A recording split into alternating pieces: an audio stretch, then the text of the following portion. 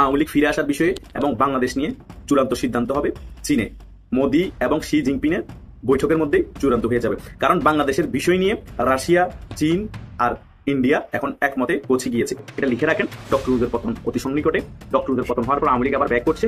M Nasir উদ্দিনের নির্বাচন commission, doctor ইউনূসের নির্বাচন কমিশনের যারা যারা সদস্য, তারা পৃথিবীর কোথাও গিয়ে মুহূর্ত মাত্র টিকতে পারবেন? মানে পৃথিবীর কোথাও দুই দণ্ড তারা শান্তিতে দাঁড়াতে পারবেন? আর হচ্ছে প্রথম আলো, যে পত্রিকা আমি নিজেই লিখি, প্রথম আলোতে আপনারা দেখবেন সুযোগ পেলেই কি আপনার জাফরুল্লাহ চৌধুরী হচ্ছে বিএনপি পন্থী। জাফরুল্লাহ চৌধুরী যদি বিএনপি পন্থী হয়, তাহলে আনিসুজ্জামান আর জাফর ইকবাল ওনাদের নামের আগে আওয়ামী লীগ পন্থী কেন লেখেন না কখনো?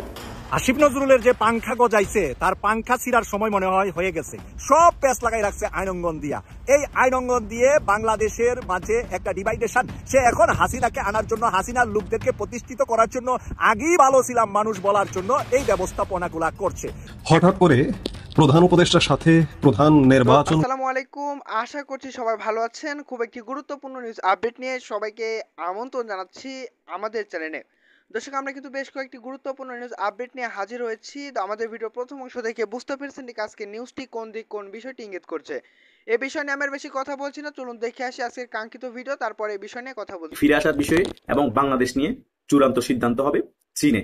মোদি এবং শি জিনপিংয়ের বৈঠকের মধ্যেই চূড়ান্ত হয়ে যাবে, কারণ বাংলাদেশের বিষয় নিয়ে রাশিয়া, চীন আর ইন্ডিয়া এখন একমতে পৌঁছে গিয়েছে। মেইন রিজন হচ্ছে বাংলাদেশের মধ্যে আমেরিকাকে কোনো ঘাঁটি কাটতে দেওয়া হবে না, এবং দক্ষিণ এশিয়ার মধ্যে আমেরিকার মাতাব্বরি চলবে না। এখানে দুইটা সুপার পাওয়ার থাকার পরও আমেরিকা কেন দক্ষিণ এশিয়া মাতাব্বরি করবে? এটা ইন্ডিয়াও মেনে নিবে না, চাইনাও মেনে নিবে না, রাশিয়াও পাশে থাকবে। তাই বাংলাদেশে আওয়ামী লীগকে আবার পুনঃ প্রতিষ্ঠা করতে হবে। ডক্টর ইউনূস আমেরিকার পাপেট সরকার বেশি দিন বাংলাদেশে থাকবে না। বাংলাদেশ থেকেও যদি 2014 সালের মধ্যে একটা নাটকীয় নির্বাচন দেয়, বরং আওয়ামী লীগের লাভ। সেটা হোক, আমরাও চাই ডক্টর ইউনূসের অধীনে আওয়ামী লীগ নির্বাচনে যেতে পারলো আওয়ামী লীগ নির্বাচনে অংশগ্রহণ করবে না 100%, এটা লিখে রাখেন। আর আওয়ামী লীগ খুব সুন্দরভাবে সুগঠিতভাবে সংগঠিত হয়ে খুব তাড়াতাড়ি ফিরে আসবে। আমি আবারও বলছি ভাই, এটা রাজনীতি। রাজনীতিতে অনেক খেলা চলে, খালি চোখে দেখা যায় না, মনে হয় যে কিছুই হচ্ছে না, কিন্তু ভিতরে অনেক কিছু হয়ে যাচ্ছে, যেটা আপনারা শেখ হাসিনার পতনের আগ পর্যন্ত বুঝতে পারেন না। মনে করছেন শেখ হাসিনা 2041 বলছে 2041 পর্যন্ত ক্ষমতায় থাকবে, কিন্তু ভিতরে যে অনেক কিছু চলতেছে সেটা শেখ হাসিনা ফেস করতেছিল, কিন্তু সাধারণ তৃণমূলের আওয়ামী লীগ, সাধারণ আওয়ামী লীগ যারা, তারা বুঝতে পারে না। তারা ওই নাকে তেল দিয়ে ঘুমাচ্ছিল, কিন্তু খেলা কিন্তু ভিতরে আমেরিকা খেলতেছিল, ডক্টর ইউনূস খেলতেছিল, আর এই সকল কথিত যেগুলো জামাত শিবিরের লুঙ্গির তলা ছিল তারাও কিন্তু খেলতেছিল। তাই আওয়ামী লীগও সেম খেলা খেলতেছে, সাথে ইন্ডিয়া আছে, রাশিয়া আছে, এখন চীনও হয়তো চূড়ান্ত সিদ্ধান্ত নিয়ে ফেলবে। তাই আওয়ামী লীগ ফিরে আসা এবং বাংলাদেশে আমেরিকার আধিপত্যবাদ বিনষ্ট হওয়া জাস্ট সময়ের ব্যাপার। এটা লিখে রাখেন, ডক্টর ইউনূসের পতন অতি সন্নিকটে। ডক্টর ইউনূসের পতন হওয়ার পর আওয়ামী লীগ আবার ব্যাক করছে, ব্যাক করার পর বিএনপি একটা ক্ষমতায় আসে, কোনো সমস্যা নেই, আওয়ামী লীগ বিরোধী থাকবে, এরপর একটা আওয়ামী লীগ আবার ক্ষমতায় আসবে। এটা ধৈর্য ধরতে হবে, হতাশ হওয়ার কিছু নেই। সরকার 16 বছর ক্ষমতায় ছিল, পতন হয়েছে, অনেক মানুষ মারতেছে, অনেক অত্যাচার করতেছে, এগুলো আমরাও ফেস করেছি, আমরাও জেল খাটেছি, অনেকে খাচ্ছে, আপনারাও অ্যারেস্ট হচ্ছেন। এটা নিয়ে রাজনীতি, প্রতিহিংসামূলক রাজনীতি বাংলাদেশে থাকবে, এটা বুঝতে পারবেন না, এটা সত্য। তাই এগুলো মেনেই রাজনীতি করে যেতে হবে। আওয়ামী লীগ কি চাচ্ছে যে নির্বাচন তারা করবে, নাকি আওয়ামী লীগ নিজে থেকেই চাচ্ছে না যে তারা নির্বাচন করুক, এবং তারা চাইছে তাদের বাদ দিয়েই নির্বাচন করুক সরকার? আওয়ামী লীগের পলিসি কি সেটাই যে আওয়ামী লীগ এই মুহূর্তে চাইছে এই সরকার আওয়ামী লীগকে বাদ দিয়ে একপাক্ষিক নির্বাচনের দিকেই যাক? সেটাই আওয়ামী লীগের জন্য মঙ্গলজনক। বিশ্বব্যাপী এক ধরনের জনমত তারা তৈরি করতে পারবে যে তাদের বাদ দিয়ে একপাক্ষিকভাবে নির্বাচন করেছে এই সরকার। কোন পথে যাচ্ছে সেটা নিয়ে খুবই গুরুত্বপূর্ণ আলোচনা হতে পারে, এবং এই আলোচনাটাকে উস্কে দিয়েছেন ব্যারিস্টার শামীম হায়দার পাটোয়ারি। তিনি একটি মন্তব্য করেছেন যে এই নির্বাচন কোন পথে যাচ্ছে এবং প্রফেসর ইউনূসের সরকার কোন ফাঁদে পা দিতে চলেছে। আগামী নির্বাচনটা কেমন হবে? আওয়ামী লীগকে বাদ দিয়ে একতরফা নির্বাচন হবে, নাকি ইনক্লুসিভ নির্বাচন হবে? আওয়ামী লীগকে শেষ মুহূর্তে তাদের বিরুদ্ধে যে নিষেধাজ্ঞা দেওয়া হয়েছে সেই নিষেধাজ্ঞা তুলে নেওয়া হবে, নিবন্ধন স্থগিত করা হয়েছে সেটাও তুলে নেওয়া হবে। কোন পথে এগোচ্ছে সরকার? সরকার বোধহয় একপাক্ষিক নির্বাচনের দিকেই এগোচ্ছে, এমনটা মনে হতেই পারে। তবে আন্তর্জাতিক চাপ যেভাবে বেড়েছে, চতুর্দিক থেকে যে ধরনের চাপ আসছে, জাতিসংঘ তার ভোল পাল্টেছে, জাতিসংঘ সহ বিভিন্ন রাষ্ট্র যেভাবে ইনক্লুসিভ নির্বাচনের কথা বলছে, তাতে করে সরকারের আওয়ামী লীগকে নির্বাচনের বাইরে রেখে নির্বাচনে যাওয়া খুব সহজ হবে না। কিন্তু আওয়ামী লীগ কি চাইছে? আওয়ামী লীগ কি চাইছে তারা নির্বাচন করবে, নাকি আওয়ামী লীগ চাইছে তাদের বাদ দিয়ে নির্বাচন হোক? ব্যারিস্টার শামীম হায়দার পাটোয়ারি তিনি যেটা বলার চেষ্টা করেছেন সেটা হচ্ছে যে আওয়ামী লীগও চাইছে তাদেরকে বাদ দিয়ে এই সরকার নির্বাচনটা করুক। তাতে করে কি হবে? তাতে করে এই সরকারকে বলা যাবে যে এই সরকার একপাক্ষিক নির্বাচন করেছে, যে নির্বাচনটা আন্তর্জাতিকভাবে গ্রহণযোগ্য হচ্ছে না। কেন এটা আওয়ামী লীগ বলবে? কারণ আওয়ামী লীগ 14 এবং 24-এ 2014 এবং 24-এ একপাক্ষিক নির্বাচন করেছে। সুতরাং সেই দায়টা আওয়ামী লীগের কাঁধে রয়েছে যে আওয়ামী লীগ একপাক্ষিক নির্বাচন করেছে।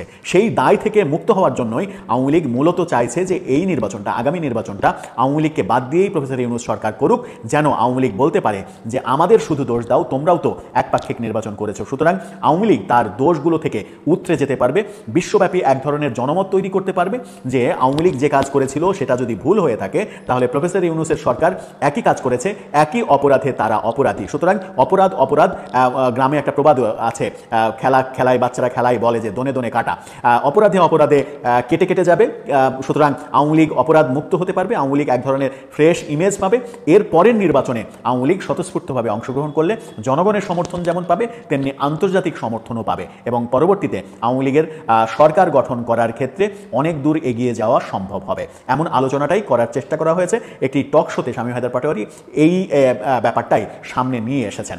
ব্যাপারটাতে যথেষ্ট যুক্তি রয়েছে, এই যুক্তিকে ফেলে দেওয়ার কোনো কারণ নেই। আওয়ামী লীগ যেহেতু রাজনৈতিকভাবে, দলগতভাবে এই মুহূর্তে বিচ্ছিন্ন হয়ে পড়েছে, বাংলাদেশের জনগণ থেকে বিচ্ছিন্ন হয়ে পড়েছে, বেশিরভাগ নেতারা পালিয়ে রয়েছেন, দেশে যারা রয়েছেন তৃণমূলের নেতারাও এলাকায় থাকতে পারছেন না, প্রায় সব নেতা এলাকা ছাড়া, যারা সমর্থক তারাও কোনো ধরনের কথাবার্তা বলতে পারছেন না, কথাবার্তা বললেই শনির দশা নেমে আসবে তাদের উপরে। সারা দেশে এক ধরনের মব এখনও চলছে, মব থামেনি। সেই রকম পরিস্থিতিতে, সেরকম নাজুক পরিস্থিতিতে আওয়ামী লীগের আগামী নির্বাচনে খুব একটা সুবিধাজনক ফলাফল নিয়ে আসা সম্ভব নয় নির্বাচন করার সুযোগ পেলেও। সেই কারণে আওয়ামী লীগ মনে মনে চাইছে যে আগামী নির্বাচনটা তাদের ছাড়াই হোক। যেহেতু আগামী নির্বাচনে আওয়ামী লীগ তাদের পজিটিভ ফল নিয়ে আসতে পারবে না, ক্ষমতায় যাওয়ার মতো ফল তো অনেক দূরের কথা, পজিটিভ ফলও আনতে পারবে না। সেই কারণেই আওয়ামী লীগের এক ধরনের চাওয়া হতেই পারে যে তাদের বিহীন নির্বাচন হোক, এই সরকারও একপাক্ষিক একটা নির্বাচন করুক, যেন তাদের উপরে দোষ দেওয়া যায় যে একপাক্ষিক নির্বাচন সেই দায় যদি আমাদের দাও তাহলে তোমরাও একই কাজ করেছো, সুতরাং তোমরাও ধোয়া তুলসী পাতা নয়। সেই পথে কি প্রফেসর ইউনূস পা দেবে? এর আগে শামীম হায়দার পাটোয়ারী আরেকটা কথা বলেছেন যে এই সরকার অনেকগুলো ভুল করছে। যেমন নারায়ণগঞ্জের মেয়র সেলিনা হায়াত আইভীকে গ্রেপ্তার করা একটা বড় ভুল। সেলিনা হায়াত আইভী এমন কোনো কর্মকাণ্ডের সঙ্গে জড়িত নন, কিংবা নারায়ণগঞ্জে তার উপরে কোনো ধরনের একটা ফুলের টোকাও পড়েনি। নারায়ণগঞ্জের সর্বদলীয় ভালোবাসা তার উপরে রয়েছে। সেই রকম একজন জনপ্রিয় নেতাকে গ্রেপ্তার করে সরকার বিতর্ক তৈরি করেছে। এই নির্বাচন নিয়ে যে ব্যাপারগুলো চলছে, যে আলোচনাগুলো চলছে এবং সেলিনা হায়াত আইভীর ব্যাপারগুলো, আওয়ামী লীগের নির্বাচনে অংশগ্রহণ করা না করা, এই ব্যাপারগুলো নিয়ে যখন আলোচনা চলছে তখন সরকার কোন পথে এগোবে সেটা একটা গুরুত্বপূর্ণ বিষয়। সরকার কি একপাক্ষিক নির্বাচনের দিকেই যাবে, নাকি শেষ পর্যন্ত সরকার তার সিদ্ধান্ত বদল করবে এবং সিদ্ধান্ত বদল করে আওয়ামী লীগের উপরে যে নিষেধাজ্ঞা দেওয়া হয়েছে সেই নিষেধাজ্ঞা তারা তুলে নেবে এবং আওয়ামী লীগকে নির্বাচন করার এক ধরনের সুযোগ দেবে? আওয়ামী লীগকে নির্বাচন করার এক ধরনের সুযোগ দিতে চাইলেও আওয়ামী লীগ কি নির্বাচন করবে? কারণ রিফাইন্ড আওয়ামী লীগের তত্ত্বে আওয়ামী লীগের শীর্ষ পর্যায়ের নেতারা কিন্তু একমত নন। কোড অফ কন্ডাক্ট, এটা তো সেলফ রেগুলেশন, এটা পৃথিবীর সমস্ত বড় বড় পত্রিকা থাকে। আর কোড অফ কন্ডাক্ট যে দুইটা পত্রিকা আছে, এই দুইটা পত্রিকা থেকে একটা উদাহরণ দিই যেখানে কোড অফ কন্ডাক্ট আছে। ডেইলি স্টারে আপনার আজকের থেকে 13-14 বছর আগে একদম সমস্ত প্রমাণ দিয়ে দিব চাইলে, সেখানে ঢাকা ইউনিভার্সিটি একজন লেকচারার, যেহেতু আইন বিভাগের লেকচারার, একজন স্পষ্ট করে মনে আছে আমার, সে প্রচন্ড খালেদা জিয়ার নামে অনেক আজে বাজে কথা বললো, তারপর ছাত্র দল তারপর খেপে গেল, তাকে রাখা যাবে না ইউনিভার্সিটি, তার বিরুদ্ধে মিছিল করলো। ডেইলি স্টার তাকে ন্যাশনাল হিরো বানাই দিল। ফার্স্ট পেজে প্রফেসর নাম দেওয়া হতো, সে হলো লেকচারার, তার নাম লেখা হতো প্রফেসর, প্রত্যেক দিন প্রফেসর লেখা হতো, বিকজ খালেদা জিয়ার বিরুদ্ধে বাজে কথা বলেছিল, তারপর ছাত্রদল মিছিল করে তার পদত্যাগ চেয়েছিল। তারপরে যখন তাকে ঢাকা বিশ্ববিদ্যালয় শিক্ষক সমিতি ইউনানিমাসলি প্রত্যেকে একত্রিত হয়ে যখন তাকে ঢাকা ইউনিভার্সিটি থেকে বের করে দিল, এই নিউজটা ডেইলি স্টার ছাপে নাই। আমি খুবই সরি, আমি এটা বলতে হচ্ছে, সে এত উন্মত্ত মানসিকতা ছিল, সে বছর কয়েক আগে আত্মহত্যা করেছে। এরকম একটা মানুষকে হিরো বানিয়েছে ডেইলি স্টার, কিন্তু তাকে যখন ঢাকা ইউনিভার্সিটি ক্লাব থেকে বের করে দেওয়া হচ্ছে, ঢাকা ইউনিভার্সিটি ক্লাবের ইতিহাসে প্রথম ইউনানিমাসলি বের করে দেওয়া হচ্ছে, সেই নিউজটাই ডেইলি স্টার ছাপে নাই। জাতীয় বীর যে বানিয়ে ফেলেছিল, এটা হচ্ছে ডেইলি স্টার। একটা উদাহরণ দিলাম। আর হচ্ছে প্রথম আলো, যে পত্রিকা আমি নিজেই লিখি। প্রথম আলোতে আপনারা দেখবেন সুযোগ পেলেই কি আপনার জাফরুল্লাহ চৌধুরী হচ্ছে বিএনপি পন্থী। তা আমি সবসময় সৌরভ ভাই বলতাম, ভাই জাফরুল্লাহ চৌধুরী যদি বিএনপি পন্থী লেখা আছে, একবার দুইবার হলো আমি নিজের চোখে পড়েছি, জাফরুল্লাহ চৌধুরী যদি বিএনপি পন্থী হয়, তাহলে আনিসুজ্জামান আর জাফর ইকবাল ওনাদের নামের আগে আওয়ামী লীগ পন্থী কেন লেখেন না? কখনো লেখেন নাই। তো এরকম ইনবিল্ট এক ধরনের পার্সিয়ালিটি যদি থাকে, তখন আপনাদের প্রতি মানুষের রেসপেক্ট আসবে না, মনে হবে আপনারা তো একটা পার্টি জানার অংশ। সাংবাদিকতা অন্য জিনিস, একটা দলকে সাপোর্ট করা অন্য জিনিস, কিন্তু আপনি যখন অ্যাডজেক্টিভ ইউজ করেন তখন আপনারা অনেক সাবধান হতে হবে। যেমন আপনি ডেইলি স্টারের জিনিসটা মাহফুজ ভাইকে বললেন না, আমি আপনাকে দিব, দেখেন এটা একটা ক্লাসিক স্টোরি হতে পারে। ওনারা, আমার কথা হচ্ছে, ওনারা ভুল দুটো দিয়ে ছাপালো কেন? এক হচ্ছে লেকচারারকে প্রফেসর বানায় ফার্স্ট পেজে। তো দর্শক, এই ছিল আজকের ভিডিও। আশা করছি সম্পূর্ণ ভিডিও দেখেছেন। দর্শক আসলে সম্পূর্ণ ভিডিও দেখে বুঝতে পেরেছেন ঠিক আজকে নিউজটি কোন দিক কোন বিষয়টি ইঙ্গিত করছে। দর্শক আমাদের ভিডিও সম্পূর্ণ দেখে বুঝতে পেরেছেন আসলে আজকে নিউজটি কোন দিক ইঙ্গিত করছিল। আমাদের ভিডিও সম্পর্কে আপনার মূল্যবান মতামত অবশ্যই কমেন্টস করে জানিয়ে দিন। প্রিয় দর্শক আমরা কিন্তু বেশ কয়েকটি গুরুত্বপূর্ণ ভিডিও নিয়ে আপনাদের সামনে হাজির হয়েছি, যা আপনারা কিন্তু সম্পূর্ণ ভিডিও কিন্তু দেখেছেন। তো এই ছিল এখনকার মতো ভিডিও। পরবর্তী আপডেট পেতে অবশ্যই চোখ রাখতে হবে আমাদের ইউটিউব চ্যানেলে। যারা এখন নতুন অবশ্যই চ্যানেলটি সাবস্ক্রাইব করে আমাদের পাশে থাকুন। দেখা হচ্ছে নতুন কোনো ভিডিওতে। সে পর্যন্ত সবাই ভালো থাকবেন, সুস্থ থাকবেন। আল্লাহ হাফেজ।